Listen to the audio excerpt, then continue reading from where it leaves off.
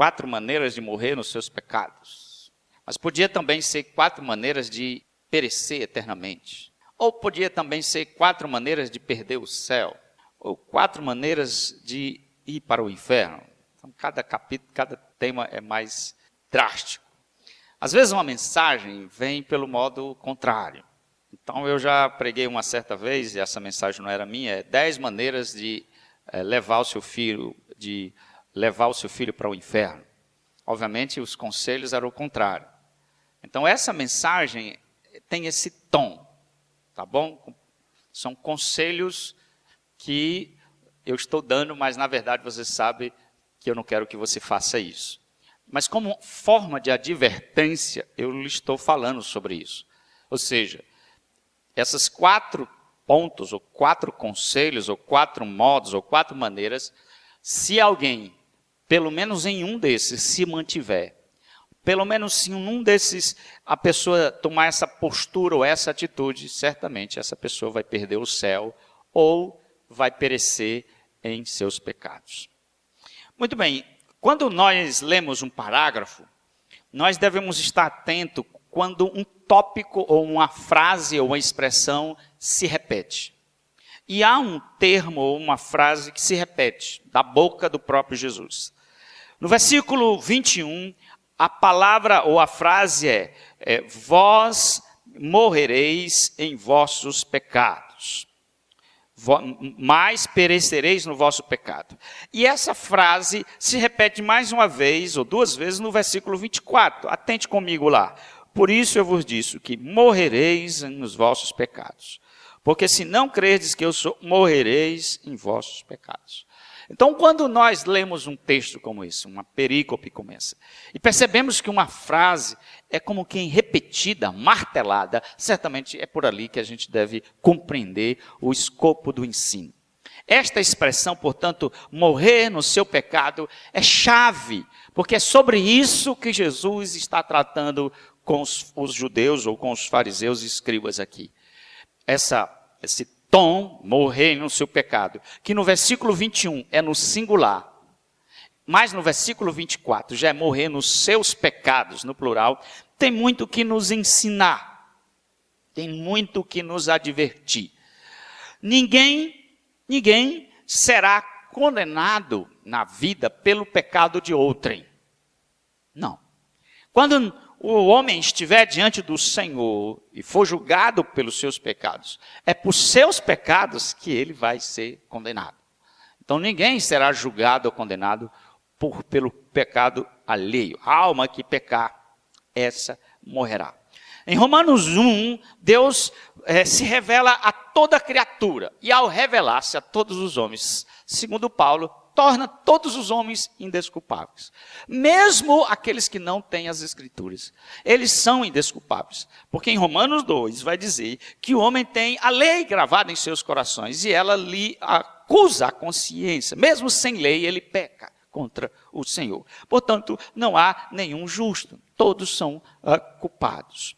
O homem, portanto, tem a luz da revelação de Deus. Ora, revelação geral ou especial. Mas o homem rejeita. E isso João já disse. A luz veio, mas os homens amaram as trevas e aborreceram a luz. Os homens são rebeldes e eles rejeitam a revelação da verdade. Recusar a luz e escolher a escuridão, as trevas, é o que o homem sabe fazer, por excelência. E é isso que os judeus estão fazendo. A luz que Jesus acabara de dizer, eu sou a luz do mundo, versículo 12, está ali se revelando aos seus olhos. Diante da sua face, ele tem a luz do mundo. Mas eles amam as trevas. Eles preferem as trevas. Eles, rebeldes, rejeitam a revelação da palavra de Deus. Ironia é que eles eram religiosos.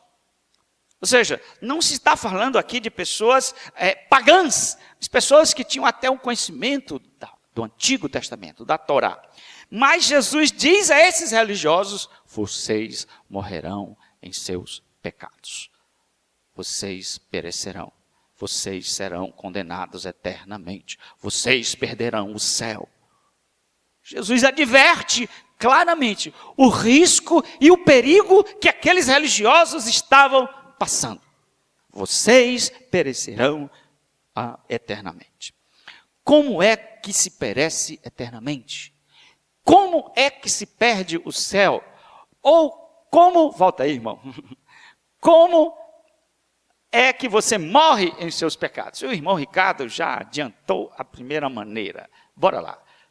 Se você quer perder o céu, se que você quer morrer em seus pecados, se você deseja perder a eternidade e viver em trevas, seja hipócrita. Cultive a hipocrisia. Ame a hipocrisia. E o que é que eu penso sobre isso? Versículo 21, diz lá. De outra feita lhes falou, dizendo: vou retirar-me, vós me procurareis, mas perecereis no vosso pecado. Para onde eu vou, vós não podeis ir. E então diziam os judeus: terá ele acaso a intenção de suicidar-se? Porque diz: para onde eu vou, vós não podeis ir. Amados, essa é a primeira atitude de se perder o céu. Ou seja, é cultivar a atitude desses judeus, desses fariseus religiosos. E que atitude eles estavam cultivando nesse diálogo que aflorou quando Jesus conversou com eles?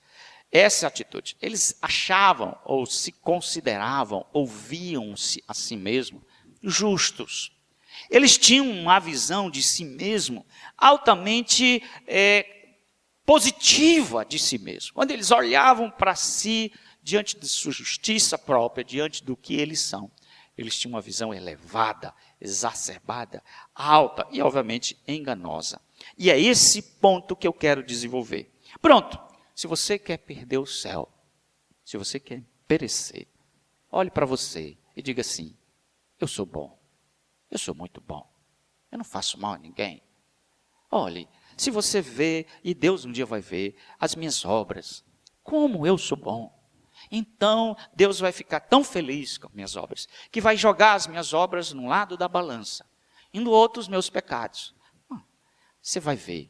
Na hora quando as minhas obras estiverem num lado e meus pecados no outro, vai pesar pelas minhas obras. Porque eu sou bom. Era assim que os fariseus se consideravam. Era assim que os fariseus se achavam. Jesus afirmou que através da sua morte, ele voltaria ao Pai. Ele disse isso no versículo 1, vou retirar-me. E vocês não poderão ir comigo. Vocês não poderão me acompanhar. Porque para onde eu vou, vós não podereis ir. Jesus estava se referindo à sua exaltação, a volta o regresso ao Pai. Do Pai ele veio, do Pai ele foi enviado, ao Pai ele voltaria. Ele sentaria novamente à destra do Pai. Jesus não estava dizendo que eles, depois de Jesus partir, iam procurar Jesus. Onde está Jesus? Não. Eles procurariam o Messias. Depois que Jesus morresse e fosse assunto ao céu, depois de ressuscitar, eles procurariam o Messias. Mas eles não o achariam. Por quê? Porque o Messias está aonde? No céu. Eles procurariam o Messias. Só que eles não consideraram ou não acharam que Jesus era o Messias. Eles não tinham essa ideia e não reconheciam que Jesus era o Messias. Portanto, por isso que Jesus diz, vós me procurareis.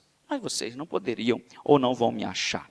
O que Jesus está dizendo é que eles continuariam procurando o Messias, mas uma busca inútil. Por quê? Porque Jesus estaria, o Messias verdadeiro, estaria no céu.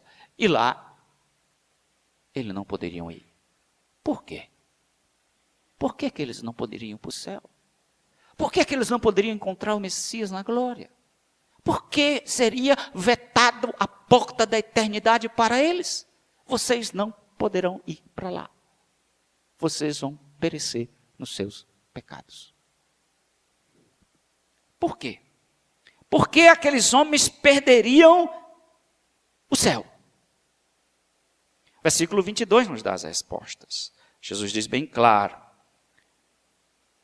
Olha bem, o que é que ele diz? Terá ele, acaso, a intenção de suicidar-se? Olha, irmãos, olha que interessante. O que é que eles estão dizendo? Essa não foi a primeira vez que Jesus estava dizendo que ia voltar ao Pai. E também essa não é a primeira vez que eles estão em enganados, ou não estavam compreendendo o que Jesus estava dizendo. Olha no João 7,34, por favor, olhe para mim. João 7,34. Haveis de quê? Haveis de procurar-me, e não também onde eu estou, vós. Olha, novamente Jesus estava dizendo isso no versículo 8:21. Vocês vão me procurar, e vocês não vão poder ir. Nessa vez, olha o que é que os judeus disseram. Disseram, pois, os judeus, versículo 35, uns aos outros: para onde irá este que nós não possamos achar? Irá, porventura, para a dispersão entre os gregos com o fim de ensinar? Então, quando Jesus disse, olha, eu vou para o céu, vocês não vão poder ir. Vocês não vão. Aí eles disseram, você vai lá para os gentios? Porque eu não piso em gentil. Gentil é terra amaldiçoada. Eu fico só na Palestina, na Judéia. Então, será que eles vão lá para os gentios? Aqui, nesse primeiro momento, eles achavam que Jesus estava indo para um lugar geográfico, que eles não iriam. Nesse 8:21 e 22, quando Jesus disse novamente, eu vou para o Pai e vocês vão me procurar, mas vocês não poderão ir, aqui eles já não dizem aquela mesma coisa, eles dizem uma coisa diferente. O que é que eles dizem? Você vai se matar? Terá acaso intenção de se matar? Dessa vez, naquela vez, primeira, eles não compreenderam que Jesus ia morrer. Achavam que Jesus ia fazer uma viagem, deslocar-se para a região dos gentios. Nessa segunda vez, pelo tom da conversa, que já estava travando, eles já entenderam que Jesus ia morrer. Quando ele disse, vou partir.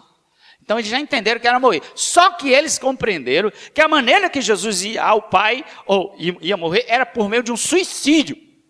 Você terá acaso ele intenção de suicidar-se? Na mente de um judeu ortodoxo, irmão, daquela época, não, o suicídio é um pecado imperdoável, é hediondo. Segundo Flávio Josefo, historiador judeu, ele disse que a crença dos judeus é que todo suicida vai para o inferno. Todo suicida vai para o inferno. Inclusive, isso é uma crença de algumas pessoas evangélicas. Não é a minha. Mas eu não vou entrar o caso aqui, tá bom? Não vou entrar, mas não é a minha. Não vou dizer que todo suicida vai para o inferno. Mas para o judeu e para a mente deste judeu aqui, ele tinha esse princípio. Todo suicida vai para o inferno. Vai para o tártaro do inferno. Vai para o lugar mais terrível do Hades. Quando Jesus disse que ia partir, aí ele disse, rapaz, esse cidadão, se for suicidar, ele vai. Isso mesmo. A consequência de um suicídio é ir perecer. O que eles querem dizer é isso, exatamente. Ou seja, eles pegaram e estavam distorcendo o que Jesus estava dizendo. Eles estavam indo, esse homem, se suicidar, vai para o inferno, vai perecer, e nós não vamos ir para o céu. Olha que ironia. Jesus está dizendo, vocês não vão para o céu, porque vocês vão perecer nos seus pecados. E eles disseram, você vai suicidar. E se você suicidar, você vai para o inferno. E nós para o inferno não vamos. Por quê? Por que eles disseram, eu sei que eu não vou encontrar você. Eu tenho certeza que eu não vou achar mais você nunca, Jesus. Porque se você suicidar, você vai para o inferno. Eu não vou. Eu não vou. Eu sou bom. Eu sou religioso. Eu sou uma pessoa religiosa. Eles estavam, obviamente, crendo errado. Jesus não ia suicidar-se. É bom que se diga que Jesus não se suicidou. Não se trata de um suicídio, a morte de Cristo. Ela teve dois elementos, um divino e um outro humano. O divino, ela se trata de um sacrifício.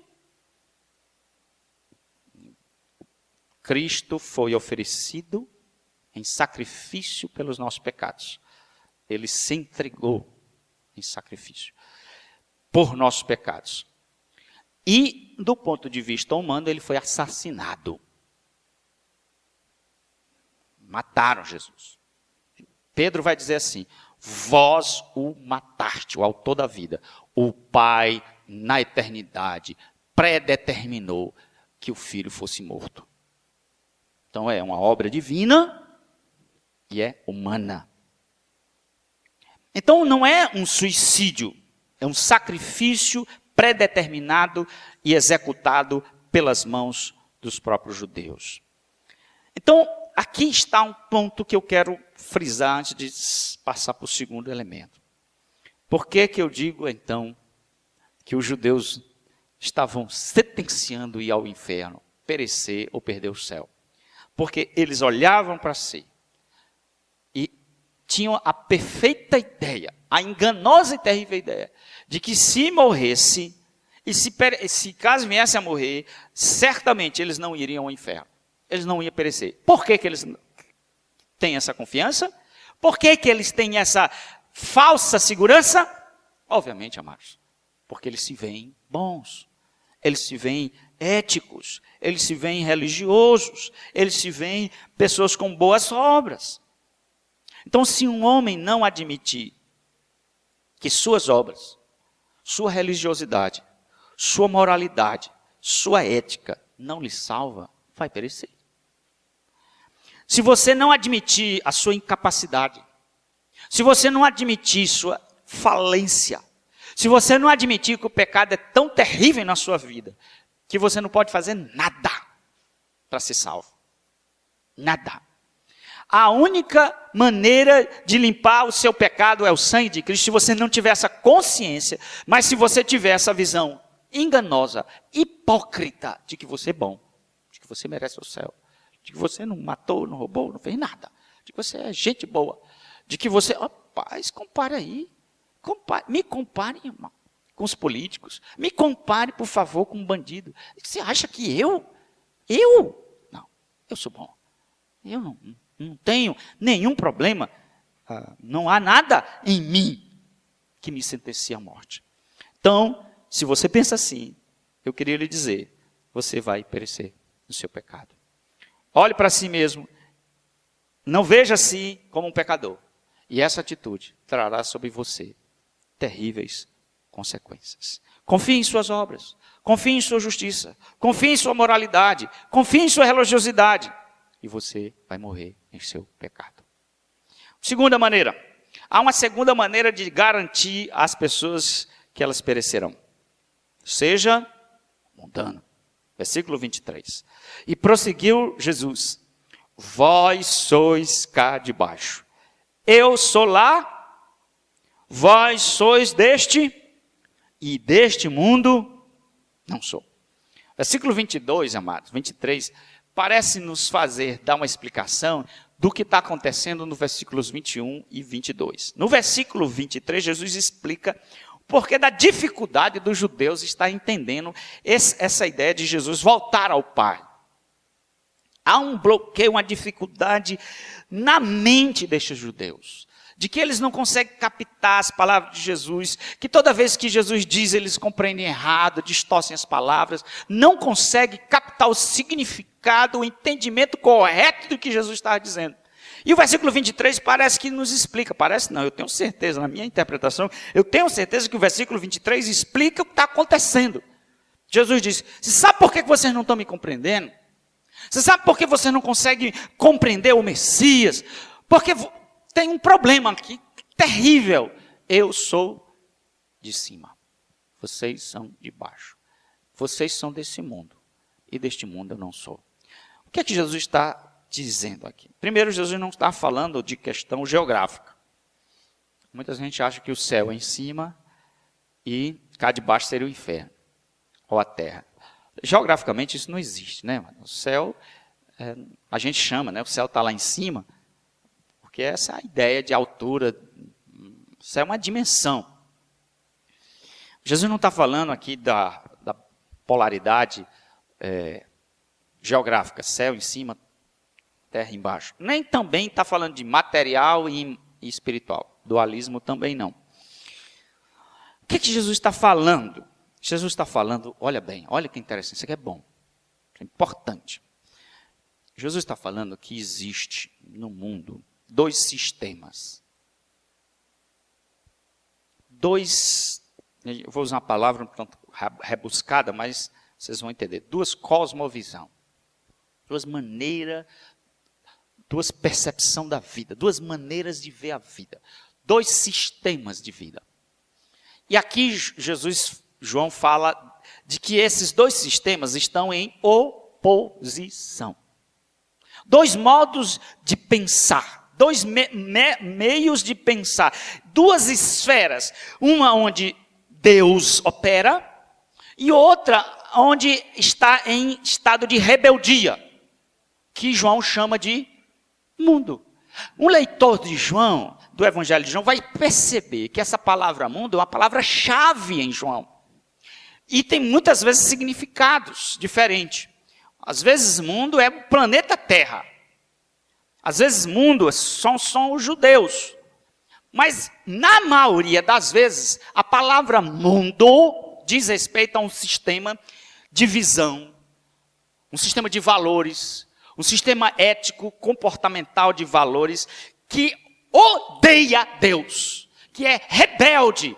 É o mundo em seu estado caído. Deus criou o mundo e sancionou. Muito bom. Mas entrou no mundo algo chamado pecado. E o pecado entrou nesse sistema, na ordem criada, e levou ela à queda. E todo o universo está nessa condição de caída. Portanto, há uma oposição. O que é o mundo? São pessoas em estado de rebeldia contra Deus, de punho levantado, de oposição a Deus. E o mundo odeia Deus e odeia Cristo, porque Cristo diz assim: vocês são maus. Jesus diz: sabe por que vocês me odeiam? Porque eu testifico que as suas obras são más. Então as pessoas não suportam Cristo e o Evangelho, porque Jesus desnuda e denuncia a condição caída do mundo. Então, a segunda maneira de morrer no pecado é: ame o mundo. Sim, meu querido. Abrace o mundo. Siga o mundo. O mundo não faz? Faça. O mundo não aprova? Aprove. Ame o mundo. Pense como o mundo pensa. Tenha os valores e o comportamento do mundo. Seja um mundano. E você vai perecer. É isso que Jesus disse. Vós sois cá de baixo. E eu sou de cima. Vós sois deste mundo. Deste mundo eu não sou. Eu não penso como vocês. Portanto, o mundo, amado, diz respeito a um estado de hostilidade. O mundo é um sistema que está sob a direção do diabo. O mundo jaz no maligno. O mundo tem um Deus e tem seus ensinos. O mundo está preocupado pelo que é transitório, pelo que é material. O mundo é humanista. O mundo é auto-idólatra ou egocêntrico. O mundo endeusa o eu. O mundo é dominado pelo sexo, dinheiro, prazer, poder, orgulho, ganância. Sim, viva esse sistema, ame esse sistema, abrace esse sistema e vá vivendo com esse sistema. Esse sistema, amados, foi a causa de gerar ideologias terríveis, comunismo, a gente pode dizer tantos ismos, religiões terríveis, quantas religiões falsas o mundo não criou. Filosofias terríveis, quantas filosofias o mundo não criou contra Deus. Psicologias antibíblicas. João, portanto, diz, mais na frente ele vai dizer, não ame o mundo, nem as coisas que há no mundo. Quem ama o mundo, o amor do Pai não está nele. Porque tudo que há no mundo, concupiscência dos olhos, concupiscência da carne, a soberba da vida, não procede do Pai, mas do mundo. Ora, o mundo passa, bem como as suas concupiscências. Mas aquele que faz a vontade do Senhor permanece para sempre. Portanto, antes de partirmos para o terceiro, lembre, o mundo de cima e o mundo de baixo estão em oposição. São inimigos. É água e óleo. Não se misturam. não há síntese. Não há. Alguém diz assim, pô, esse crente é crente Raimundo, né? Como é que o pessoal diz? Pô, esse crente é um crente Raimundo. Pé na igreja, pé no mundo. Isso não existe. Não existe síntese. Tá certo? Não existe. Pé na igreja, pé no mundo, isso não existe. A pessoa que é crente carnal, mentira isso.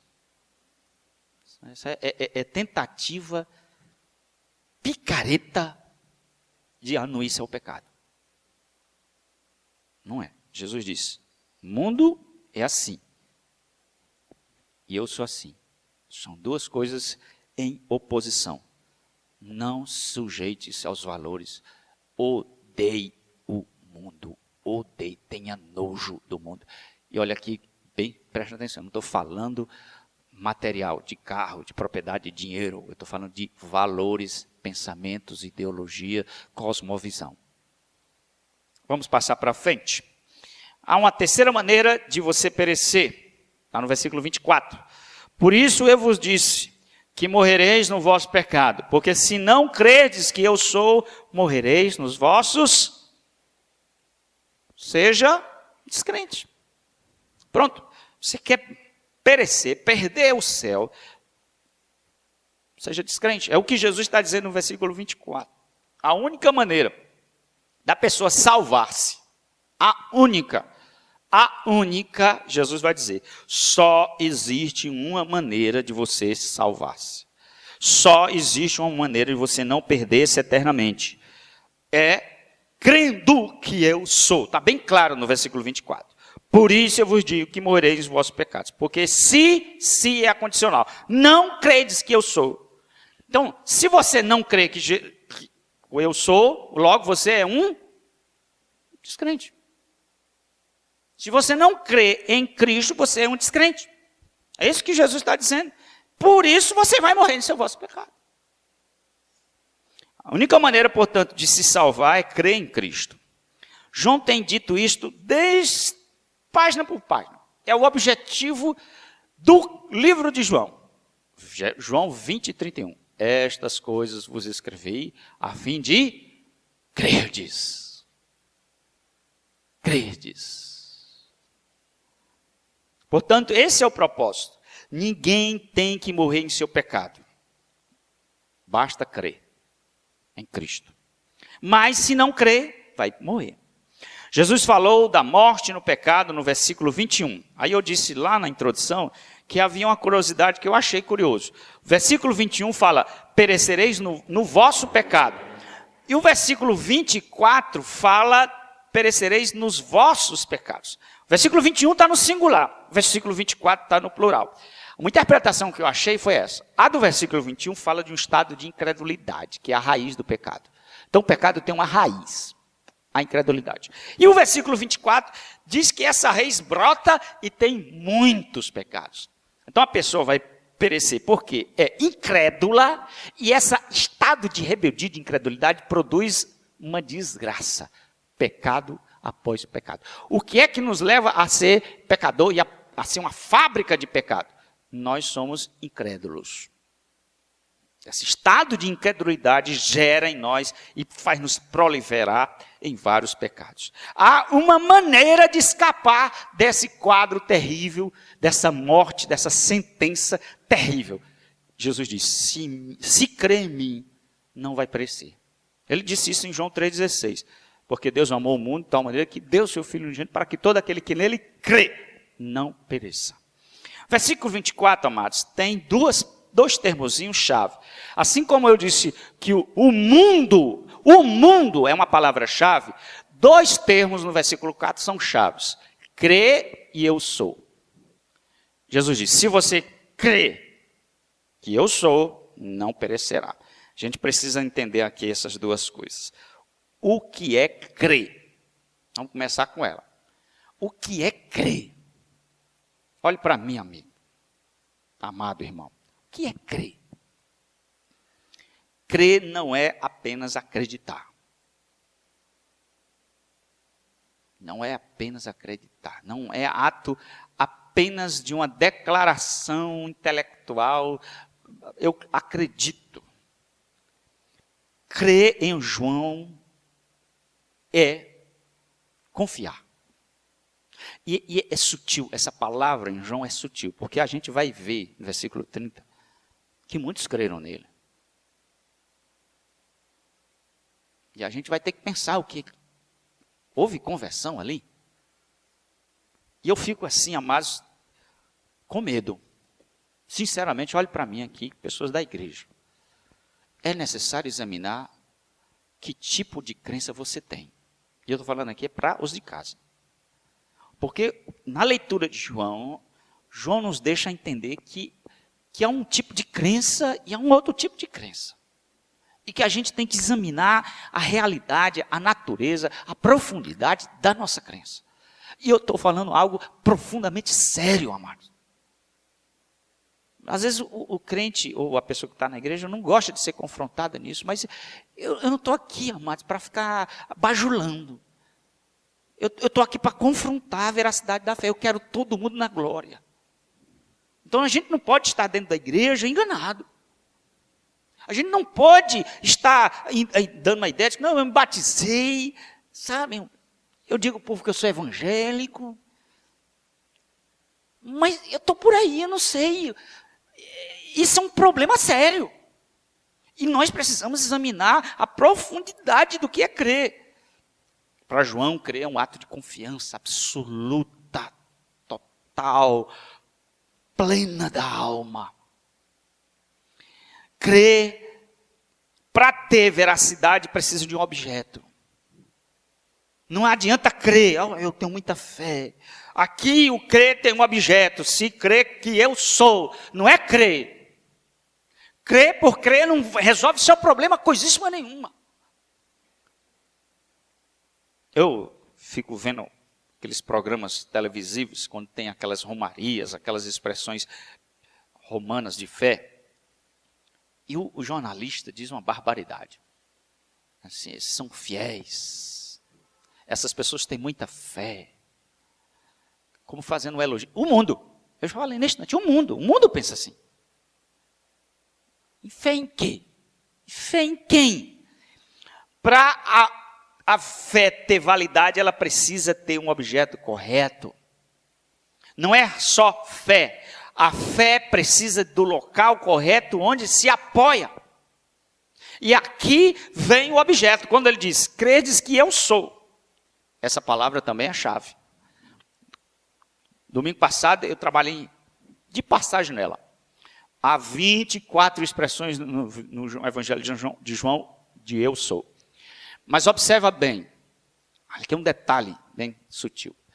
Há apenas 7 que há um objeto, ou, melhor dizendo, né, para os gramáticos, um predicativo do sujeito, porque eu sou é um verbo de ligação. Então, somente há 7 vezes em que a expressão eu sou tem um complemento. Eu sou, vamos lá, a luz do mundo.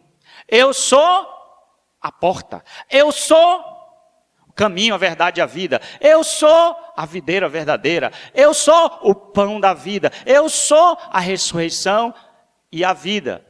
Então, somente 7 vezes lá em Apocalipse vai ter um outro, eu sou o alfa e o ômega. Mas aqui em João só tem 7 vezes, que tem um complemento. Mas as outras vezes não tem. Não tem. E aqui é um caso. Se você não crê que eu sou, não tem complemento, não tem objeto. Não tem, tá? O objeto não está completo aí. E o que significa, pastor? O que significa quando João diz, você tem que crer que eu sou? E aí não tem um complemento. O que é que João está apontando para isso?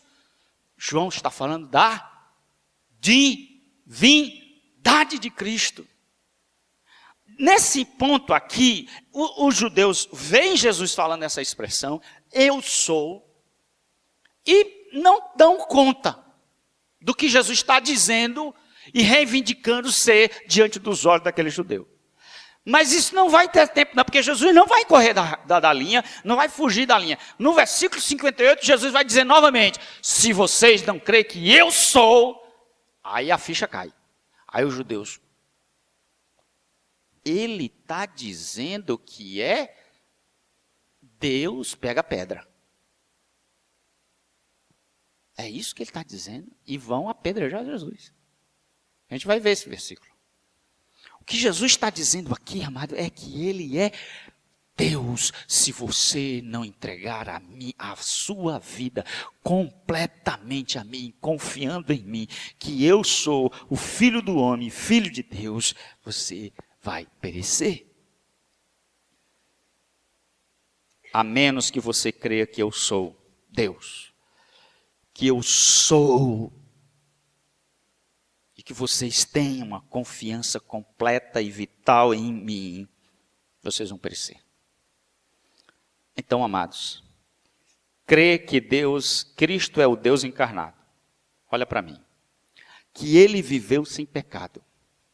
Que ele cumpriu a justiça perfeita de Deus. Que ele morreu pelos nossos pecados. E que ele pagou a nossa culpa. Que sua morte satisfez as exigências divinas. Que a ira do Pai estava no Filho quando ele estava pregado na cruz. Que ele foi sepultado, mas ao terceiro dia, em glória, ele ressuscitou. Se você crê nessa verdade, você não perece. Você não perece. Se você confia e assenta e dirige e norteia toda a sua existência a partir desses pilares do Evangelho, você não perece. Você não perece. Mas se você não crê, você vai perecer. Portanto, seja hipócrita, seja mundano, seja incrédulo, seja ignorante. Versículo 25. Então, lhe perguntaram, quem és tu? Pronto. Vou parar por aqui. Olhe para mim. Você quer perecer? Você quer perder o céu? Seja ignorante tanto quanto esses aqui é. Quem és tu? Quando Jesus chama a atenção de que eles precisam crer nele, a resposta daqueles homens transmite uma ignorância terrível. Quem és tu? Parece inacreditável que eles digam tamanhas palavras. Jesus tinha falado sobre ele por vários e vários capítulos. O que Jesus mais faz é testemunhar sobre si. O que Jesus mais faz é revelar por meio de palavras e atos quem é ele. Mas eles não conhecem. Qual foi a resposta de Jesus a essa pergunta? Quem és tu? Olha o versículo 26. Que tenho-vos dito desde o princípio? Muitas coisas tenho dito para dizer-lhes a vosso respeito. Versículo 20. Perdi aqui, peraí. 26. Porém, aquele que me enviou é verdadeiro, de modo que as coisas que tenho ouvido nessas digo ao mundo. Versículo 27. Eles, porém, não atinaram que lhes falava do Pai. Versículo 28. Disse-lhe, pois, Jesus, quando levantardes o Filho do Homem, então sabereis que eu sou, e nada faço por mim mesmo, mas falo como o Pai me ensinou. O que Jesus está, então, dialogando com aquelas pessoas? Qual foi a resposta de Jesus? Jesus inicialmente disse que ele tem dito o que sempre tem dito, que desde o princípio tem dito as mesmas coisas. Ele tem falado e testemunhado desde o princípio, mas eles resistem em não conhecer a Cristo.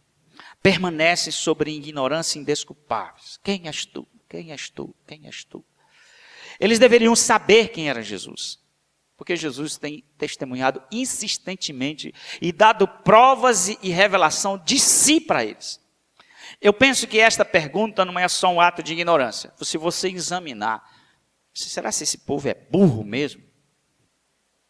Ou tem aqui um sarcasmo? Eu fiquei em dúvida. Quem é tu? Eu olhei assim, será que essa turma está com ignorância ou sarcasmo? Ironia. Quem és tu? Quem é você? Quem você acha que você é? Mas eles deveriam saber, seja por ironia, por sarcasmo ou por ignorância, eles deveriam saber quem era Jesus. Jesus tem deixado isso claro. Por que de tanta ignorância? A gente vai saber disso, porque eles estão nas trevas.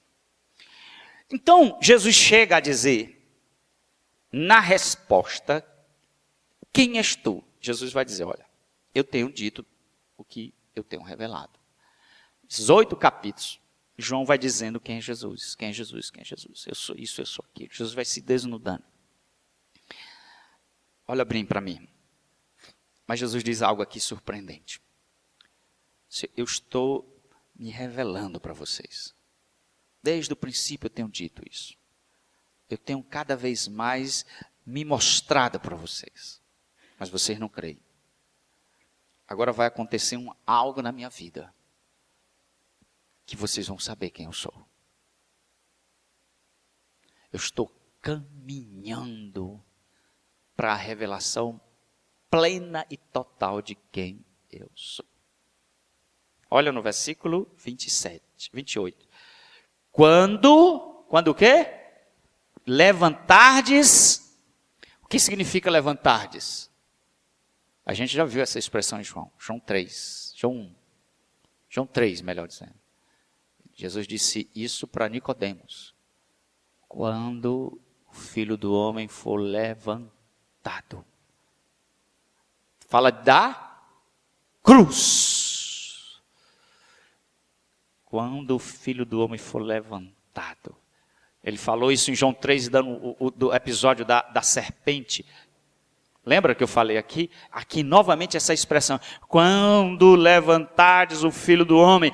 Interessante aqui, amados, eu fiquei pensando, quem é o sujeito da ação? Os judeus. Eles vão executar o Messias e vão pregá-lo na cruz. E é ali que o Filho do Homem vai se revelar. A resposta, quem és tu, será dado no Calvário. Quem és tu? Ou seja, a plena revelação do Messias se dará na cruz. Quando ele for levantado. A sua glória ser revelada. O irmão Elcio aqui pregou em João 17, e ele habilmente colocou que Jesus foi glorificado na cruz. Jesus foi glorificado quando foi preso. Jesus foi glorificado. Jesus disse, eu vou revelar a minha glória quando eu for pregado na cruz. Ele foi glorificado quando estava com o Pai. Quando ele foi pregado, ele foi glorificado. Quando ele foi assunto ao céu e recebido com poder entre os anjos, à destra de Pai, ele foi glorificado. Mas na cruz ele recebeu também a glória. Quando foi pregado, ele foi glorificado. Ele revelou a glória. Que glória é essa? O que é que de Deus foi revelado na cruz? O seu amor, a sua graça, a sua misericórdia, a sua compaixão conosco. Portanto, amados, você quer perecer? Não procure saber quem é Jesus. Aprenda aí sobre futebol, sobre novela. Leia todas as literaturas, toda a ciência, todo o conhecimento. Mas não se dedique a conhecer quem é Jesus. Procure manter-se ignorante. Busque conhecer qualquer outra coisa na vida. Mas não dê ao seu coração o privilégio e a honra de conhecer o ser mais excelente desse universo. Seja ignorante e você vai perecer no seu pecado. O texto afirma no finalzinho que alguns creram. Muitos, versículo 30, muitos creram. Que bom. Né? Você acha que quando Jesus falou tudo isso e tal, olha, tá, os judeus creram? Creram ou não creram? Sim ou não? A gente já teve uma entusiasmada conversão, ou uma entusiasmada adesão, lá em João 2. Vou lembrar os senhores navegantes comigo. Quando Jesus transformou água em vinho, o primeiro milagre lá nas bodas de Caná. Quando aconteceu esse milagre, esse primeiro sinal, lá em João 2:23, não precisa lá, vou só citar, foi dito, muitos vendo isto, creram. Aí João diz, mas Jesus não confiava neles, porque ele bem sabia como era o coração do homem. Aqui eu vou deixar em suspense. Será se essa fé é verdadeira ou falsa? Cenas dos próximos capítulos. Queria terminar aqui com o seguinte desafio. Você quer perecer no seu pecado? Há entre nós pessoas assim. Você quer perder o céu? Então creia que você é bom. Siga o mundo. Pense como o mundo pensa. Recuse a crer em Cristo. Não procure conhecê-lo. Não se importe em conhecer Ele e o que Ele fez na cruz. Mas, se você deseja o céu, se você deseja o perdão dos seus pecados, faça o contrário. Reconheça que você é um pecador culpado. Reconheça que você é um grande pecador, o maior. O maior. Rejeite, odeie e despreze o mundo. Passe a odiar esse sistema corrupto, caído ante Deus. Creia que Cristo é Deus e homem e que Ele morreu por seu pecado na cruz. E conheça, ame, adore, siga e obedeça a Cristo. E você terá o céu no final de sua vida.